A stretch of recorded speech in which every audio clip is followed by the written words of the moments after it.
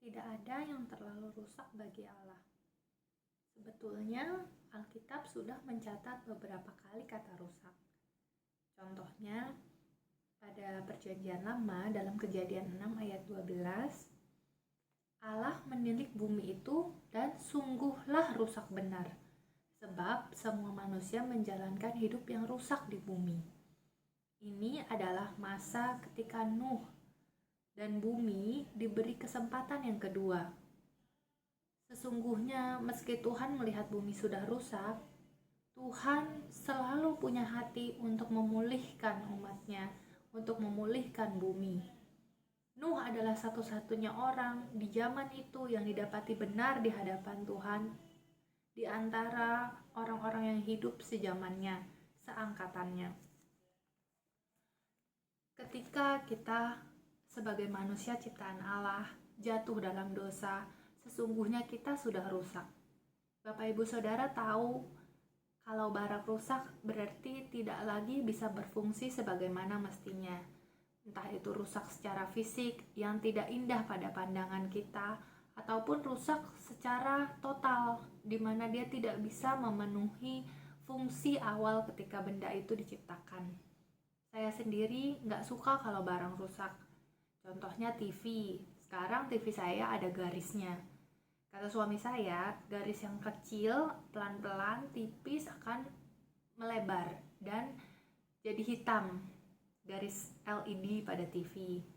Kemudian barang lainnya, misalnya botol air atau benda plastik yang pecah, itu tidak bisa lagi digunakan untuk menampung airnya, karena pasti akan bocor.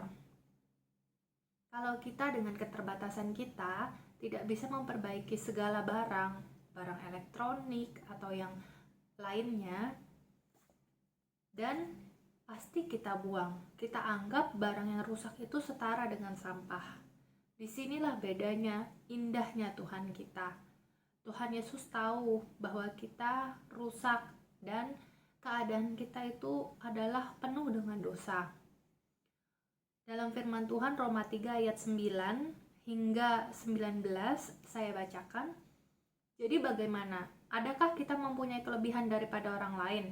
Sama sekali tidak. Sebab di atas telah kita tuduh baik orang Yahudi maupun orang Yunani bahwa mereka semua ada di bawah kuasa dosa. Seperti ada tertulis, tidak ada yang benar, seorang pun tidak. Tidak ada seorang pun yang berakal budi. Tidak ada seorang pun yang mencari Allah. Semua orang telah menyeleweng. Mereka semua tidak berguna. Tidak ada yang berbuat baik. Seorang pun tidak. Kerongkongan mereka seperti kubur yang ternganga. Lidah mereka merayu-merayu. Bibir mereka mengandung bisa. Mulut mereka penuh dengan sumpah serapah. Kaki mereka cepat untuk menumpahkan darah. Keruntuhan dan kebinasaan mereka tinggalkan di jalan mereka. Dan jalan damai tidak mereka kenal. Rasa takut kepada Allah tidak ada pada orang itu. Tetapi kita tahu bahwa segala sesuatu yang tercantum di dalam kitab Taurat ditujukan kepada mereka yang hidup di bawah hukum Taurat, supaya tersumbat setiap mulut dan seluruh dunia jatuh ke bawah hukuman Allah. Barang yang rusak, orang yang menurut kita rusak, semuanya ada di bawah hukuman Allah. Allah punya cara untuk setiap kita, karena Dia yang menciptakan kita. Sesungguhnya tidak ada barang yang terlalu rusak bagi Tuhan. Kalaupun kita merasa bahwa orang ini hidupnya sangat rusak, lahir dari broken family, atau mungkin dia sendiri yang mengalami perceraian, ataupun dia tidak bijak dalam membesarkan anak-anaknya, menurut kita hidup mereka rusak. Tapi bagi Allah tidak ada hidup yang terlalu rusak. Sesungguhnya Tuhan mau membentuk hati kita. Hati kita rusak di hadapan Tuhan ketika kita jatuh di dalam dosa. Kita juga merasa hati kita rusak ketika kita disakiti oleh orang lain, oleh sesama kita, oleh hidup itu sendiri. Kita mengalami hal-hal yang tidak kita inginkan. Yeremia 18 ayat 1-6 bunyinya, firman yang datang dari Tuhan kepada Yeremia, bunyinya, pergilah dengan segera ke rumah tukang periuk. Di sana aku akan memperdengarkan perkataan-perkataanku kepadamu. Lalu pergilah aku ke rumah tukang periuk, dan kebetulan ia sedang bekerja dengan pelarikan. Apabila bejana yang sedang dibuatnya dari tanah liat di tangannya itu rusak, maka tukang periuk itu mengerjakannya kembali menjadi bejana lain menurut apa yang baik pada pemandangannya. Kemudian datanglah firman Tuhan kepadaku, bunyinya, masakan aku tidak dapat bertindak kepada kamu seperti tukang periuk ini, hai kaum Israel? Demikianlah firman Tuhan. Sungguh, seperti tanah liat di tangan tukang periuk, demikianlah kamu di tanganku, hai kaum Israel.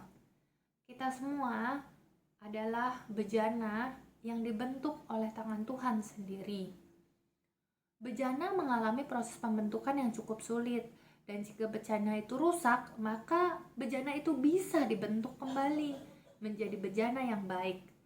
Kalau kita dengan segala masa lalu kita buruk, rusak, dan kita merasa sendirian, sesungguhnya Tuhan tidak pernah meninggalkan kita. Dia akan menjadi sumber pertolongan kita. Tuhan selalu membentuk bejana yang pada pemandangannya indah.